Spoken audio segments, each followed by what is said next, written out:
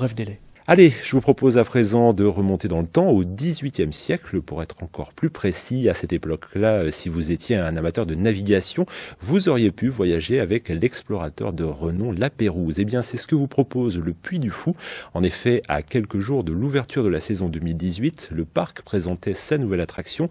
Il aura fallu 5 ans de travail pour créer ce projet. On écoute Nicolas Devilly. Le Mystère de la Pérouse, c'est un grand nouveau spectacle au Puy du Fou cette année qui ouvre le 7 avril prochain. C'est un spectacle immersif qui va nous emmener au cœur d'un voyage en haute mer, dans un navire, un vaisseau comme on dit à l'époque, qui est naturellement empli de marins et puis de découvertes scientifiques extraordinaires, les plantes, les animaux qui sont découverts dans des terres inconnues, puisque c'est ça l'objectif de cette expédition incroyable menée par ce fameux La Pérouse. La Pérouse, c'est le plus grand marin de son temps, on est en 1785, on va arriver depuis les bois du Grand Parc à travers un relais de chasse sur le quai de Brest, et sur le quai de Brest, on va embarquer à bord de la boussole. La boussole, c'est l'un des deux vaisseaux, l'un des deux navires de la Pérouse, et nous allons traverser ce navire. Les entrailles de ce navire vont nous mener d'un lieu à un autre vers des découvertes de plus en plus incroyables, mais aussi vers le drame qu'est ce naufrage qui a conclu ce mystère. Comment vous en êtes arrivé à choisir ce spectacle ? La Pérouse est un personnage qui nous a beaucoup touchés depuis que nous nous intéressons à ce qu'il a vécu, à son parcours, et d'autant plus qu'il est devenu célèbre à travers cette réflexion de Louis XVI qui, au moment d'être exécuté, va dire « A-t-on des nouvelles de Monsieur de la Pérouse ?» comme pour marquer la continuité de l'État à quelques secondes de mourir. Et La Pérouse, c'est ce marin héroïque qui est entouré des meilleurs marins de son temps, dont Monty, qui est justement l'un des régionaux de l'État, puisqu'il habite à quelques kilomètres du Puy du Fou.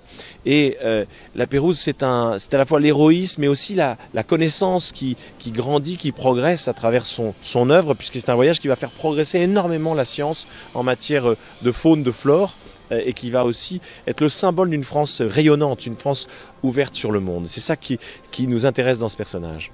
Une attraction qui représente une sacrée prouesse technique. Les effets spéciaux sont nombreux avec les sons, les odeurs et surtout le bateau qui tangue littéralement.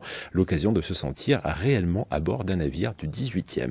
Nous avons fait d'ailleurs réaliser un prototype dans nos ateliers de décor pour pouvoir donc mettre au point ce tangage sans que nos visiteurs tombent par terre, ne rentrent plus du tout dans le mystère de la Pérouse. Donc nous avons conçu un système donc, qui est vraiment hors norme, qui est vraiment très original. C'est une première mondiale qui permet de découvrir l'ambiance sonore, l'ambiance visuelle de l'intérieur de l'Astrolabe, qui permet donc d'accompagner ces savants au fur et à mesure de ces découvertes, de leurs découvertes, les matelots que nous retrouvons dans le pont inférieur, les ambiances de voile qui claquent sur le pont supérieur. Évidemment, il y a la mer, il y a les indigènes qui viennent attaquer le bateau, on a les icebergs qui viennent frapper la coque, et tout ça dans cette ambiance évidemment de mer déchaînée, de tangage et de découverte de ces 200 mètres de découverte de l'intérieur d'un navire en fait. Parlons un petit peu du personnel sur ce projet. Combien de personnes, depuis combien de temps et d'où viennent les entreprises?